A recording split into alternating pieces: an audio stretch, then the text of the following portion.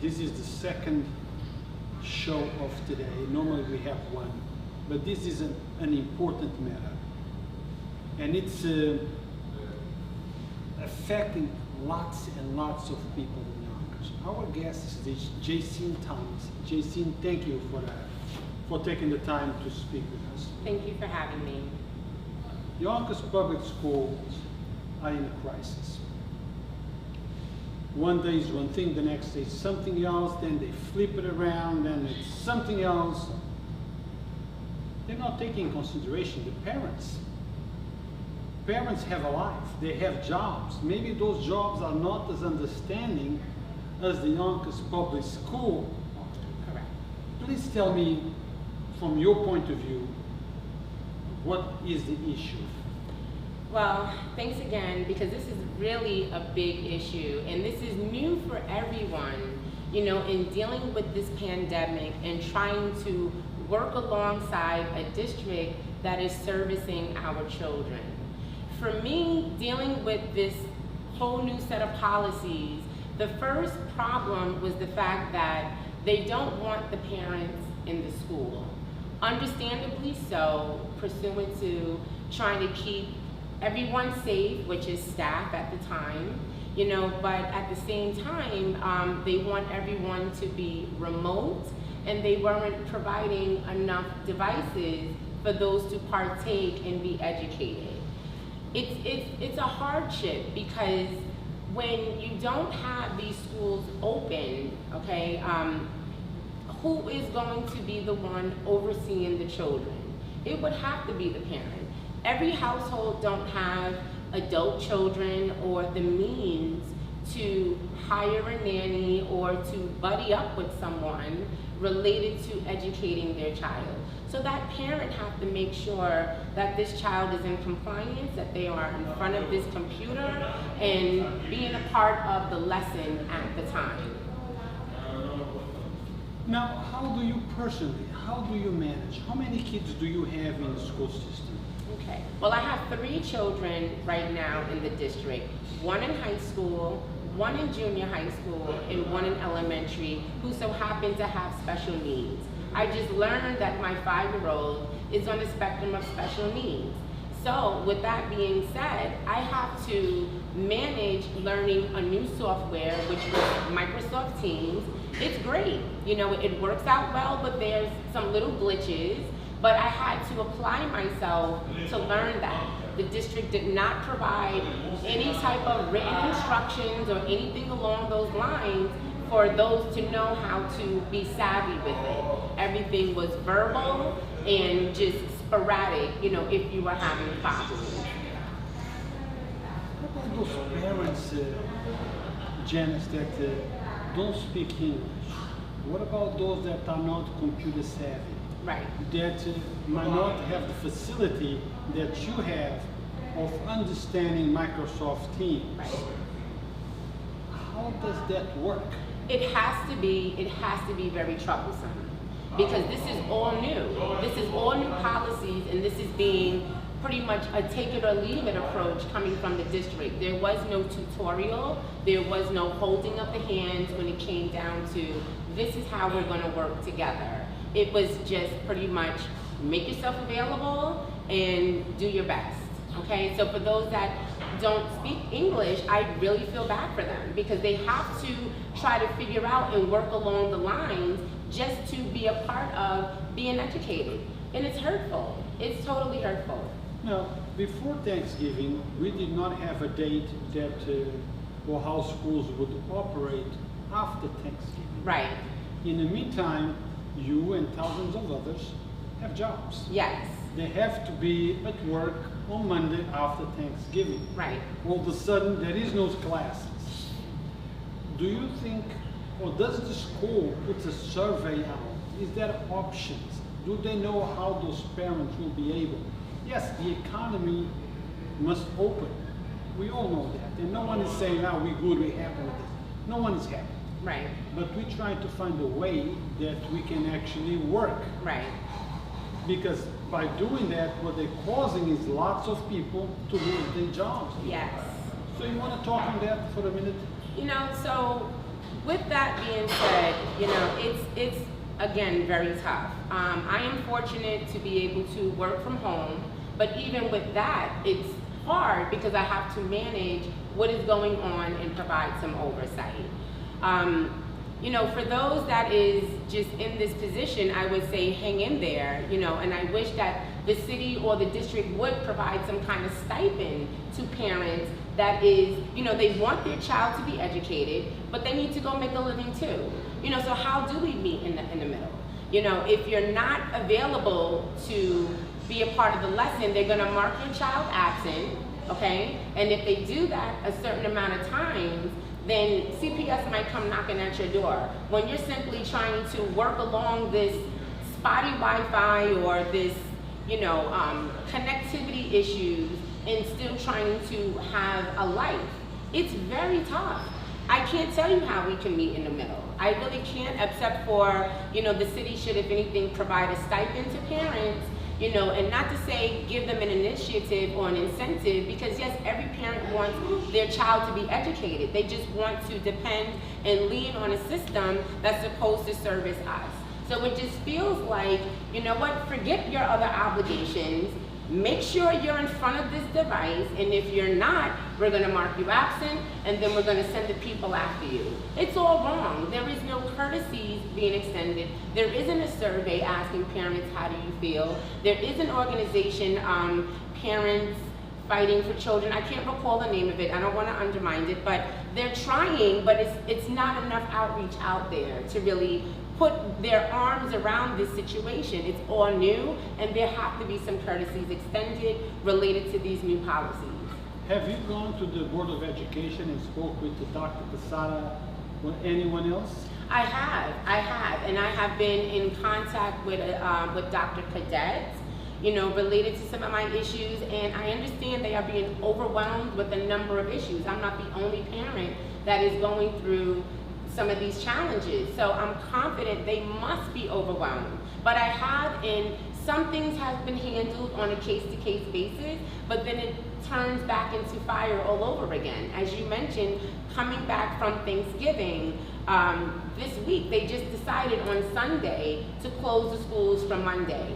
That threw my week in a full-blown, you know, spiral, because I do have other obligations. I was hoping to send my child to school. For special needs and elementary children, they are able to go to school 4 days a week, okay? Which I'm grateful for that. Mm-hmm. But then we have another issue related to how that's moving on.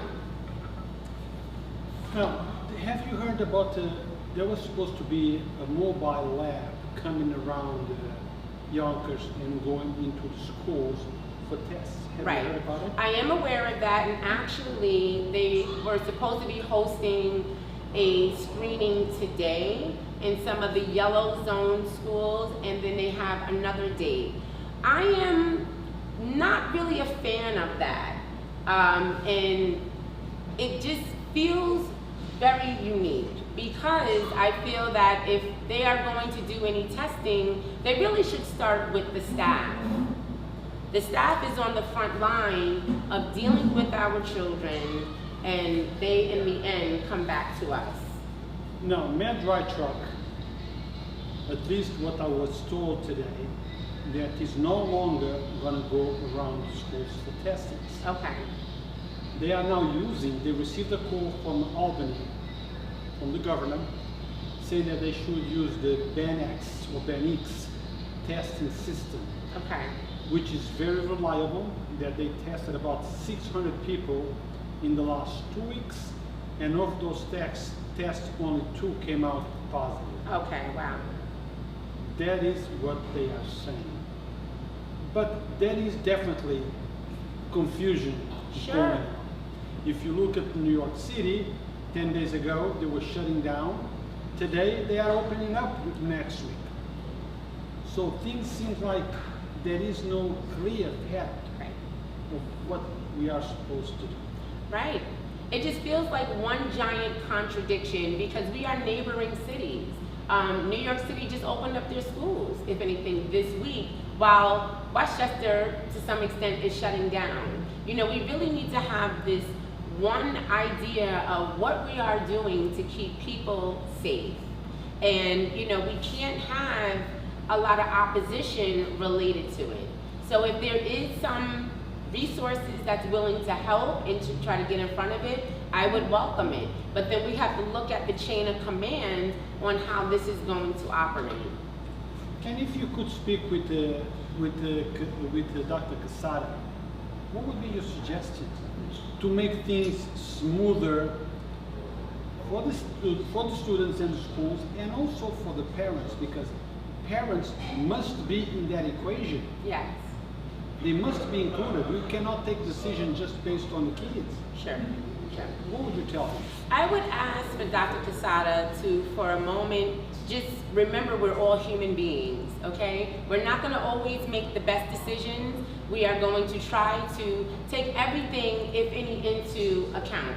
I don't think they're really thinking a lot of things through. I think they're thinking on a moment-to-moment scenario, and I really would hope that they would create some kind of platform so parents can be more vocal. As I mentioned, there is an organization that has taken a lead on trying to get the information, but everyone's not aware of them. The district have the means to reach out to families and do this type of outreach. If they have to bring in outside services to get in front of this matter, then I think that's something to do. This is a humanitarian effort to try to keep our city clean and to make sure our children are safe. So I would definitely encourage just to, for one, remember you're a human, and remember that we all have different experiences through this situation, and just to take matters serious if someone is sharing with you that this is a part of my problem. Well, let me tell you, I think this problem is going to continue. This is not going to end up next week because things have to be changed in a moment's notice. Yes. Today is this, tomorrow is that.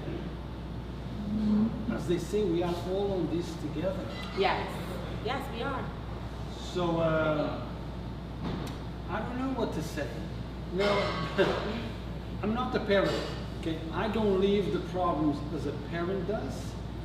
I see things from a different lens. Yeah. So I don't know what's the real answer. It's tough. I would love to see, I am aware that some staff unfortunately lost their job, because of, the district has to be in compliance, so you can't have a number of people. Let's try to redirect these jobs then. Can these bus monitors or tutors or staff become tutors in the home, or to some extent? I don't have all the answers, but there have to be a collective understanding that we do have to really get in front of this.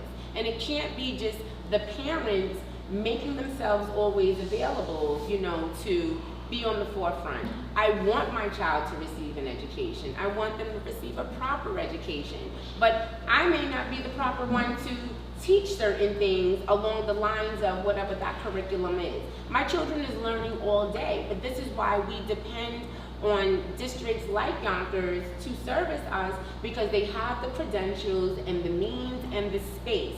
I think we really need to redirect on how we're utilizing these spaces, and again, try to just bring all this to the forefront so all of our needs can be met. Everyone's not going to be happy, but when it comes down to this quick, fast changing and come to the school and pick up the work and be on the computer by 8:30, it's tough.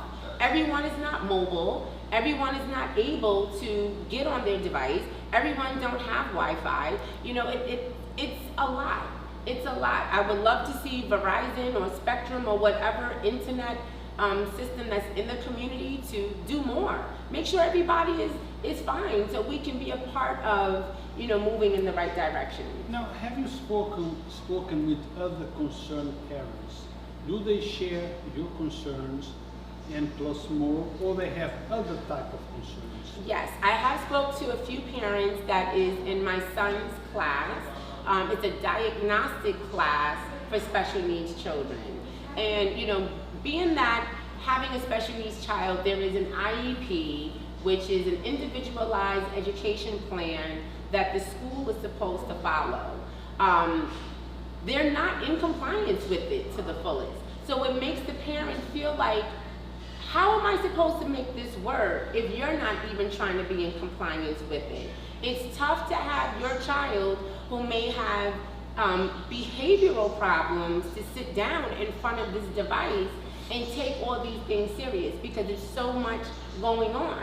You know, especially for a special needs child or a child that's on the spectrum of autism, there has to be a specific routine of matters that they have to follow so they can be entwined with it. And if you're out of it, then that is detrimental to that child's learning abilities because of the changes and so forth. But this is the world we're living in. We have to try to be as creative as we can at this time so our children can get their needs met. So it's tough.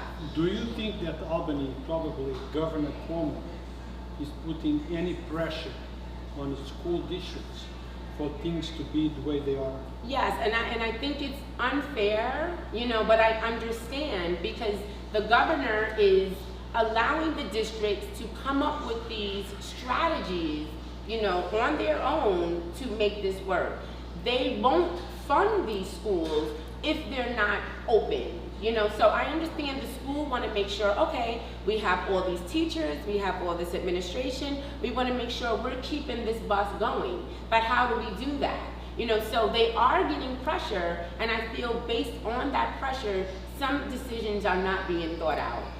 Jacene, let me create a parallel. I don't want to go into politics, but I remember Governor Cuomo criticizing President Trump, okay, for not giving support that the states needed in order to be protected or take measurements sufficient to keep the people safe. Is Governor Cuomo now doing exactly the same as Trump did? I believe so. You know, I believe so. Every city, they have their data as to how this information is coming in. So I'm not certain because it's not as transparent as we would like to know, you know, this information, but I believe so. You know, I think that he's now saying, okay, now let's do it like this, off of examples. So exactly. Everyone's trying. Until the other day, threshold was 3%. Now threshold might be 5%. Until the other day, this test was good, but I guess too many positive results from that test, which goes back to what Donald Trump said once. Too many positive because we are taking too many tests. So now we change the test, and the test that we change have less results. Are we looking for less results, or are we looking for the real results? We want the real results. You know, we want to know what's really going on. And it's very interesting the way that this is all being carried because it's very confusing, it's new. We don't really understand it to the fullest, and it's tough. This vaccine coming, it's tough. It's scary.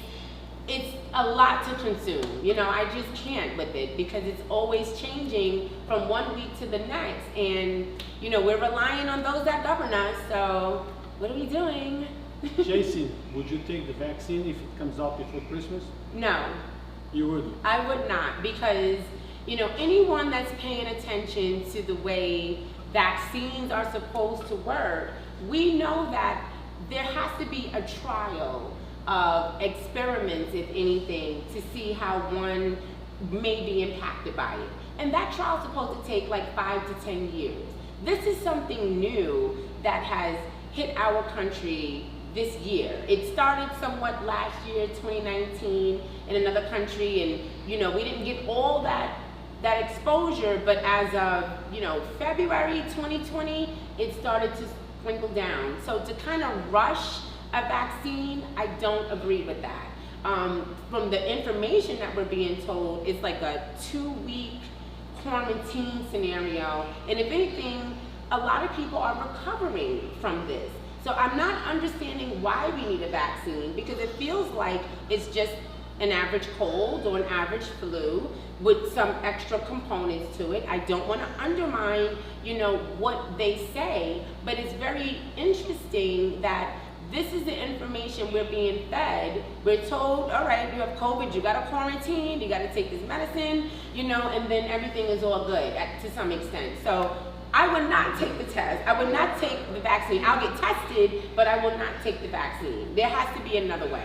But I don't know if this is a flu like any other, because maybe you can correct me if I'm wrong, but I don't remember a flu killing 260,000 people in 8 months, or a flu infecting 12 million Americans in 8 months. Do you remember anything like that? Well, I can't say for sure what the Spanish flu was about. There was different, you know, illnesses that was hitting our land. I can't remember them year for year, but what I do know is that death is a part of life, okay?